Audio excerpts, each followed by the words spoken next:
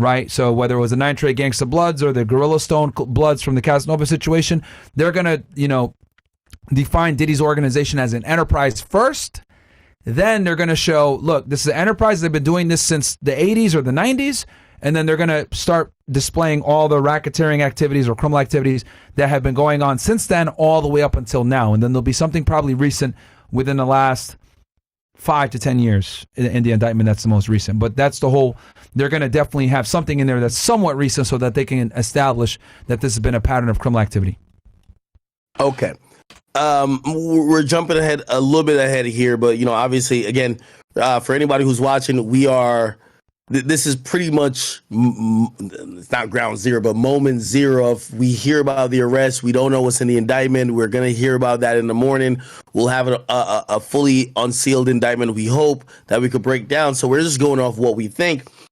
At what point, when a suspect is taken into custody, does conversation about maybe a potential plea start?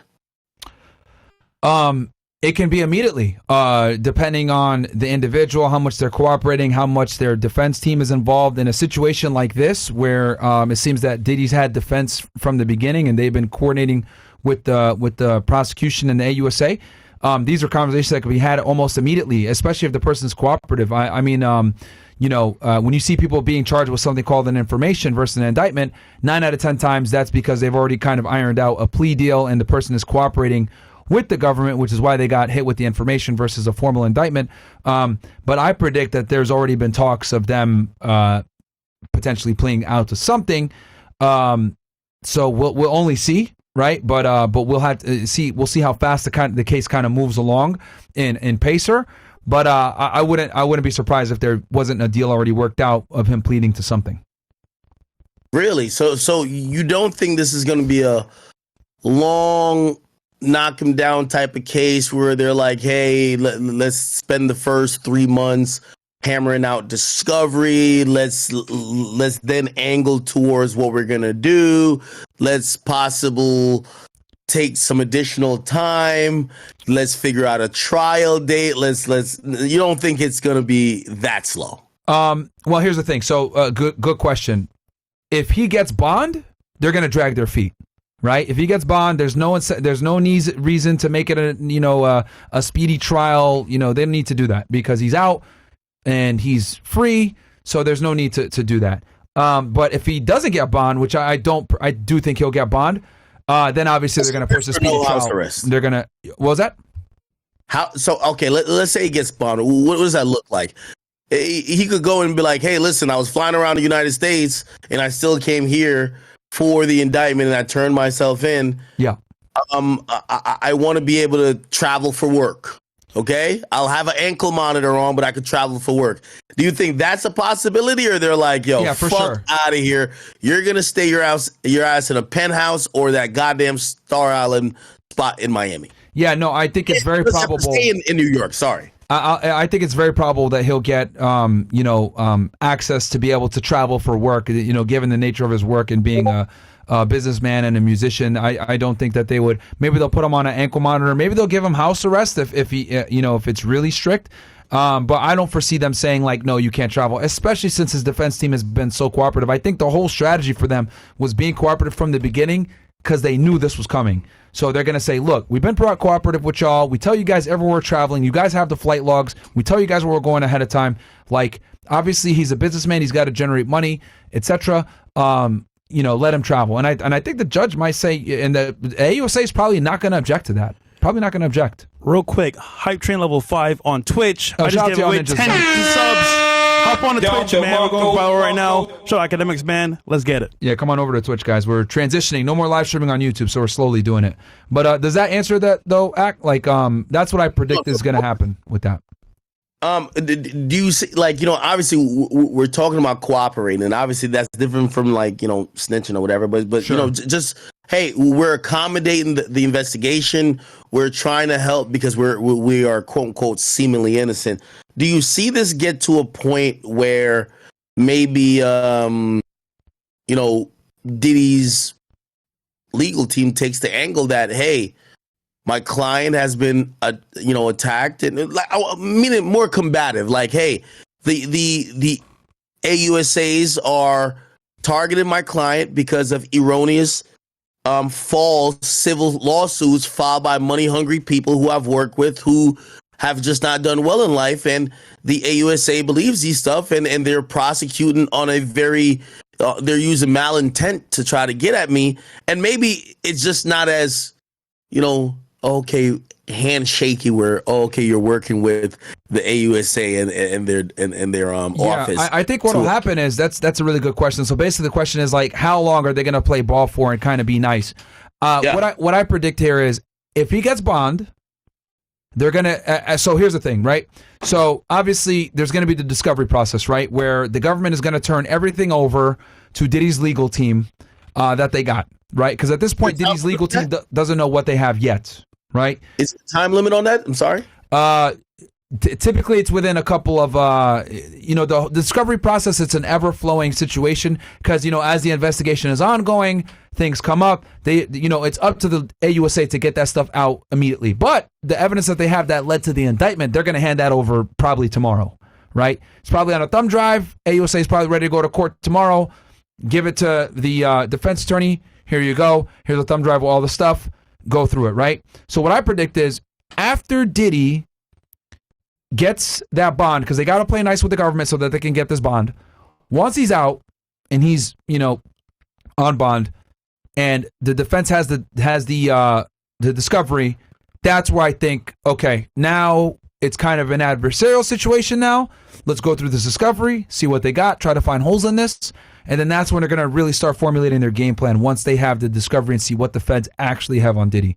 But I think they'll play ball until he gets the bond, and then from that point, it's going to be a little bit more of a Cold War type situation. Okay, and again, forgive me for some of the questions I'm asking because these are good questions. These are good questions. At what point, if I'm Diddy and now I need to be prepared with my legal team, at what point could I probably identify, this person in my organization or this former person I used to be cool with is a snitch? Who's the cooperatives? Would that be probably abundantly clear off of the indictment being unsealed? Or do you have to wait for discovery to be like, wait, the only person that would know this was the engineer who was in the studio, so that person must be snitching? Or so that might be discovery, or maybe you could read the complaint and be like, how the fuck they know that shit? No, good question. So indictments are almost always more broadly written than criminal complaints are. And for the audience, just so they kind of know, a criminal complaint is affidavit written by a special agent, which literally outlines the case and the facts that lead to probable cause. They're far more detailed than indictments are, right? And just so you guys know, a criminal complaint, you still have to indict the individual. So the criminal complaint typically is done with a probable cause. Like the example I gave earlier, I catch someone at the border. He has 10 kilo, customs caught him with 10 kilos of coke. I respond to the scene. Obviously we have the evidence right there. I write up a criminal complaint, arrest him, and then within 2 weeks we have to indict him. In indictment, you kind of skip that whole affidavit thing, and then you just go right to the grand jury, indict it, and then you get an arrest warrant, go get him, right? So everyone has to be indicted at some point at the federal level if you're going to be criminally charged. So, what was it? I lost my train of thought. The question was, how do we find the snitches? Because we know they're cooperants. Okay. Thank you. Yeah. Okay. So with the affidavit, that's why I was explaining this. In the affidavit, it's a lot easier to identify cooperators and informants because the agent himself is outlining the probable cause in his affidavit, and a lot of the times it's very difficult for you to shield that. You have to disclose informants to some degree unless you got an overwhelming amount of evidence where you didn't even need to put the informant stuff in. But typically the informant stuff is what leads to a probable cause. So the affidavit will be able to reveal it. Now in this case with the indictment, the indictments are typically more broadly written. So he could go ahead and read it, right, and kind of connect some dots here or there. But it's not going to be as easy to tell with an indictment. However, when they get the discovery, all of the HSI reports are going to be in there. Then that's when he'll be able to know who's who and who said what, etc. Because when they get those reports, because the agents have to disclose all the ROIs, HSI calls them ROIs, reports of investigation, that's where Diddy and his team will be able to read those HSI reports, and they'll see all the witness interviews, and they'll know who is who, and that's going to come from the discovery. Yeah, this is going to be very, very interesting. So he'll know who turned on him within the first month or so, easily. Wow. But you do think he's going to get some type of at least initial bond? Yeah, I predict he'll get bond. I do predict he'll get bond. I think his legal team is going to fight like hell for it. It might be an ankle monitor, like you mentioned, where he can't leave his house or whatever, but I don't think they're going to put him in jail. And then another argument they're probably going to make is his life is in danger, safety issues. He's a celebrity. You know, it's going to cause stress to the jail, to put him in private custody the whole time. It just works out better for everyone to have him just be on house arrest or to be out on bond. And I think he has a very good chance of doing that. Speaking of which, it might not come tomorrow necessarily, but I think if he doesn't get it tomorrow, he'll probably have an official bond hearing within a few days. And I think at that bond hearing, assuming he doesn't get out tomorrow, he'll be able to get out. Speaking of which, back in November, right? The NYPD claimed they had no knowledge of any. This was after I think someone erroneously said that, the NYPD's investigated. They came out and said, we have no knowledge of any investigation going on against Diddy. Clearly, the NYPD, I would imagine, and you could tell me that if you know, they probably work a little bit in line with the Southern District of New York and Homeland Security and FBI or whoever else. Yeah. Do you think that has lied to the public? Because they said they had no investigation. 2 months later, the investigation started, and 2 months after that, so 4 months after, Diddy's house is getting raided. So you think they lied? Technically, no, and I'll tell you why. I guess I'll explain this whole concept. So when you do criminal investigations, there's a state level and there's a federal level, right? And NYPD is going to have detectives assigned to federal agencies under task forces, and these detectives are going to be deputized as what's called a TFO or a task force officer. And what that basically means is, let's say I'm an NYPD detective, right? And I have state authority, but I get assigned to a Joint Terrorism Task Force, FBI task force, right? I get a set of FBI credentials. I am now not only a state detective, but now I am effectively a federal agent. So I have all the same authorities as the FBI special agent. I have the authorities to conduct investigations federally. I can carry my firearm on planes. I can travel interstate because I'm working with the FBI as a task force officer. So not only can I do a traffic stop if I fucking wanted to and put on a uniform and charge you for state charges, I can also conduct federal investigations, right? Same thing with DEA, same thing with HSI. So HSI has task force officers that are from NYPD, from New York State Police, from Fire Marshal, for all different places, right? And these guys have not only Customs authority, right, with which HSI gives them, because HSI is legacy U.S. Customs and Immigration. They also have their state authority. So, and I say all this to say, the highest levels of brass, right, know, and at the NYPD, know that they have detectives that work on these federal law enforcement task forces, but they're not privy to all the investigations that they're involved in, right, for obviously security purposes. So the only person a lot of times that knows what that detective is involved in is probably maybe his direct chain of command, right? His sergeant that's over him or his lieutenant will know he's assigned to the FBI JTTF or Joint Terrorism Task Force. He's involved with this stuff. Sometimes they might not even know everything that he's involved in. So because that detective is reporting to an FBI special agent, supervisory special agent, and that's effectively his supervisor over at the FBI. His other supervisor over at the NYPD kind of just signs his time cards and shit like that, but he might not necessarily know what he's doing, because when you're on a federal task force, the rules kind of change. So in a way, the NYPD isn't lying by saying we don't have an active investigation, because that is true. There's an active investigation at the feds, but the brass a lot of times doesn't even know this stuff. Does that make sense? No, absolutely. And I guess a joint question, and I know I'm throwing a lot. At you. Man. A lot of people will have these questions, so it's the first time I think, because there ain't nobody on YouTube that's done the shit that I've done. Not to sound cocky or anything like that, but when it comes to the federal stuff, I know exactly how every agency works, because I've worked with all of them very closely. Pause. Level 8 hype train on Twitch right now. Let's go, baby. All right, we lit. We definitely lit. Hey, you can't beat me, bro. Blackest Panther, you can't beat me. Okay. All right, go ahead, Axe. Sorry. I'm just trying to think here.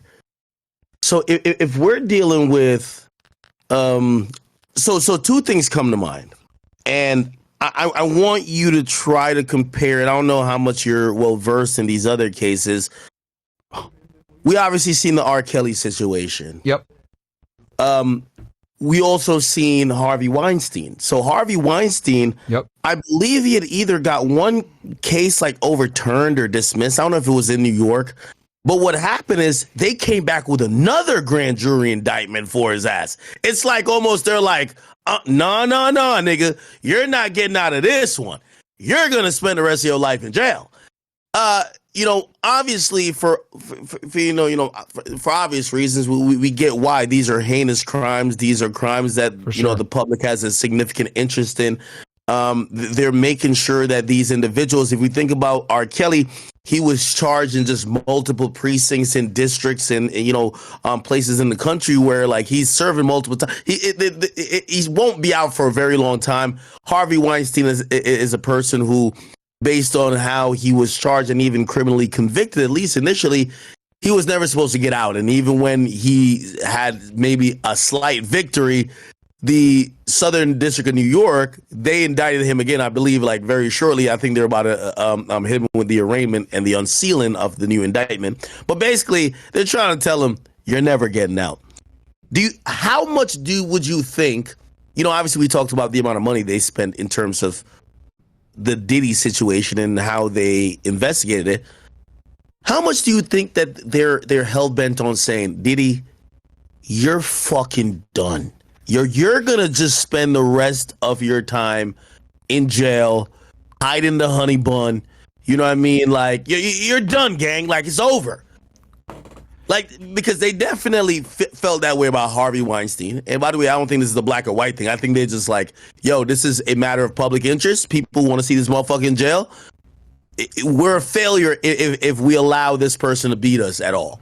Yeah. No. I mean, they're always, these are cases that kind of like, tug at the heartstrings, right? So people are going to be like, oh yeah, sex trafficking, etc., or crimes against women. They're always going to be looked at pretty seriously. And then as far as like R. Kelly goes, he was actually, I just double checked it, he actually got indicted by the Eastern District of New York, which they're also very aggressive because they compete with the Southern District of New York. They're based out of Brooklyn. I've worked with them before as well. They're also a good United States Attorney's Office. But yeah, man, I mean, at the federal level, especially when they come after you for anything, especially like a human trafficking case or a RICO or any of this other stuff, they're looking to put you away for a very long time. These are very serious charges.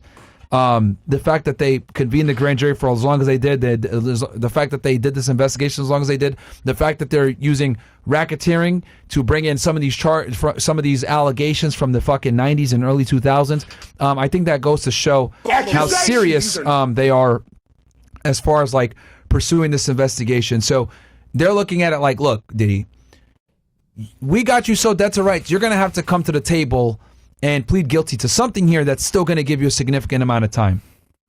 By the way, for people who are wondering what the cases I referenced, so, Harvey Weinstein, historical creep, he was initially found guilty of, he had an R-word conviction, but it got overturned by the New York Court of Appeal. The reason being is that they said that his trial was unfair because there were women who testified about their dealings with him, but some of the dealings that they were testifying to were never criminally charged or never, litigated in any court of law. So they believe that gave an unfair advantage to the prosecutor. So they threw out his conviction. And, Myron can speak to this after I'm done. It's like, hey, a lot of times if you get the appeal court throws your shit out, like throws out a conviction, it takes money to convict the shit. They might be like, all right, fuck it. At least you serve some time, whatever. They convened a grand jury for Harvey Weinstein mid-August, and they got a goddamn another indictment for his ass by the end of August. So again, that shows that they're determined to make sure, at least, and by the way, he has other convictions, but in New York, they want people to know we're not letting this fucking creep off the goddamn hook. And I'm wondering how they're going to treat Diddy related to that aspect. Yeah, no, I think they're going to go hard on him. And the fact that it's federal is going to be even worse. And keep in mind, the whole Weinstein thing was only state.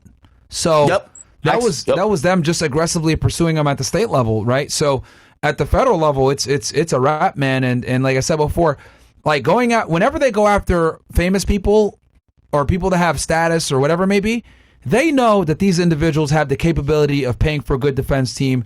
They have the resources, etc. So they're going to cross their T's and dot their I's a lot of the times, especially at the federal level. So, yeah, no, I mean, this situation with Diddy, I mean, me and you predicted this a couple months back. I remember when we first spoke about this, when he first got raided back in March or something.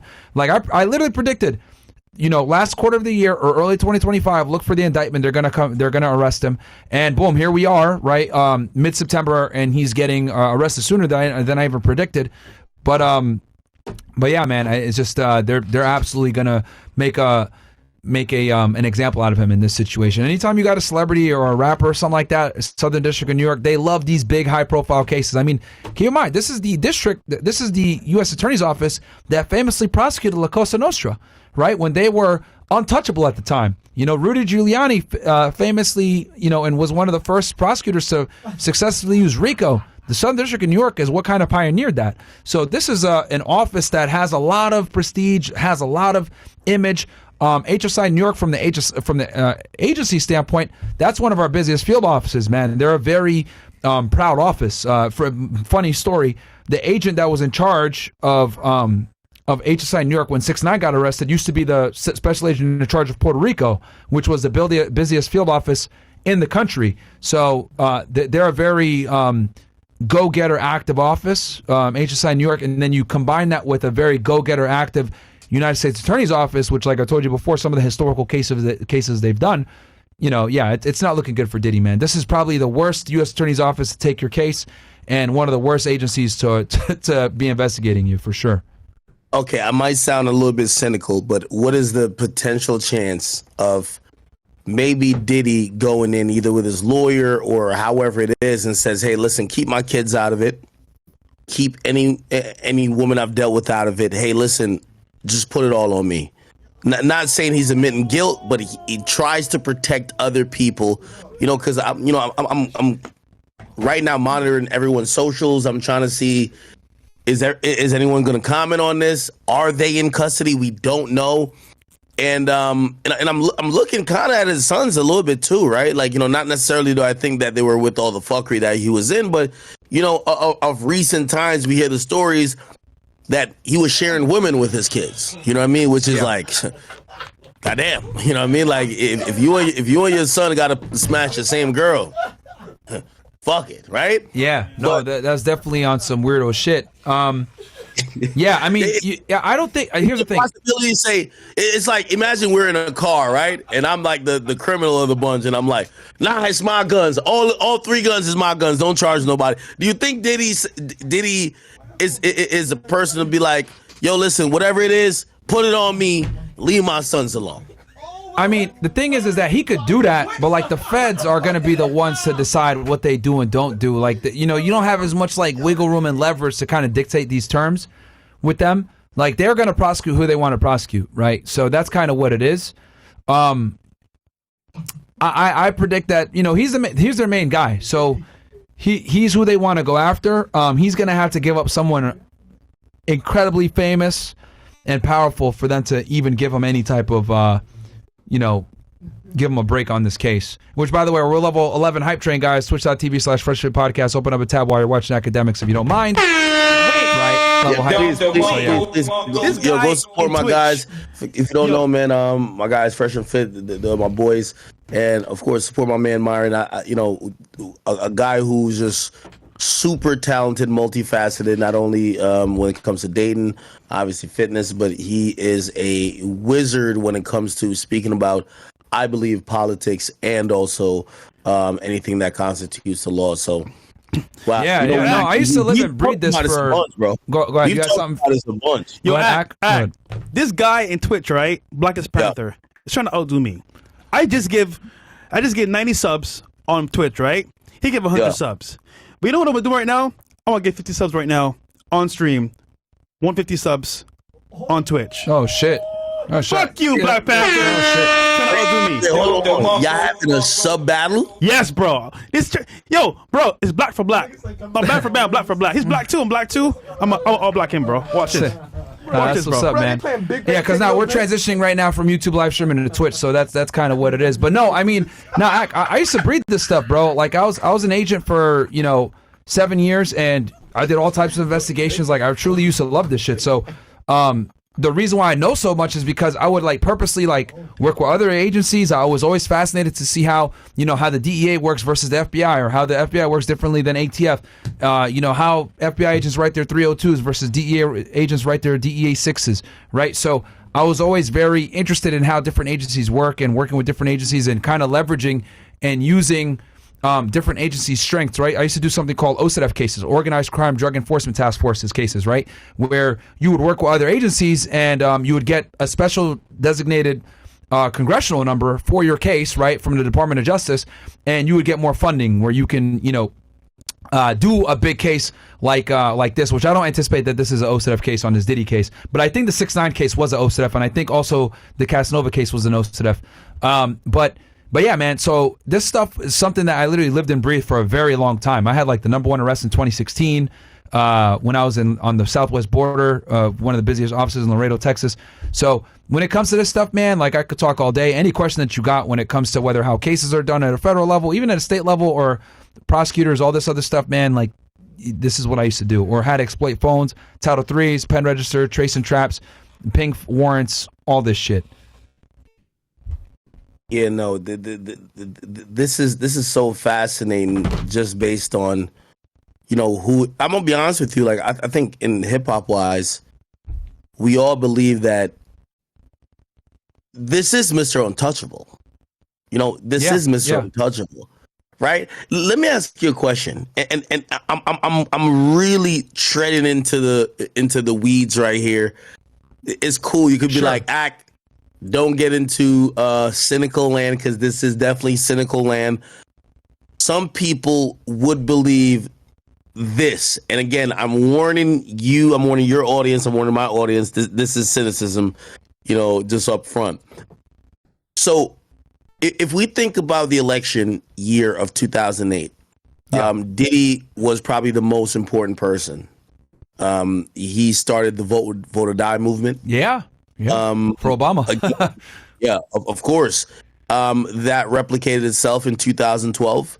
2016, he was important, but he didn't do too much, but still, obviously that was when we saw Donald Trump take office in 2016, and then obviously the subsequent election we saw then Joe Biden take office.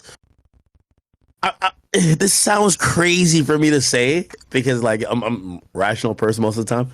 But do you think that maybe Diddy could have maybe leveraged this ongoing federal shit by maybe being either a little bit more involved, or maybe offering up his services to hey, listen, Biden, at least Biden at the time, I'm gonna go hard for the to get this black community to, put their vote down for the Democratic Party. And maybe not, I'm not saying it's going to indemnify him of his crimes, but maybe the timing would be a little bit different, right? Because that would be crazy, right? If the number one black person that's we're going Biden, and subsequently Harris, if that person is fucking getting indicted, that looks crazy, right? Do you think that could potentially have changed anything? Or do you believe that maybe, the advisors for these people just knew down the pipeline, hey, Diddy's fucked, don't touch him, don't go near him? Because I'm going to be honest with you, it's been a little bit alarming. He just hasn't been in front of any of these movements. Yeah. And we're talking before the lawsuit. No, that's a good question. I think the important thing here, so instead of, I'm going to answer your question, but I'm also going to give the audience something to kind of think about. So I want everybody to know, like, when it comes to the federal level, right? Every United States Attorney's Office, Special Agent in Charge, etc., they want to be able to go to Congress at the end of the year and be like, yo, my agency did X, Y, Z. We arrested this many people. We took this much drugs off the street. We seized this much money from illicit activity, etc. They want to be able to go and lobby to get more money for the next fiscal year to continue to have their agency operate, right? And the only way they do that is by showing stats. Law enforcement is dictated by stats, right? And same thing with the United States Attorney's offices. How many cases did you take on? How many cases did you prosecute? How many cases did you get the guys to plead guilty, right? Very important. What's the conviction rate, right? Now, with that said, knowing that everything is driven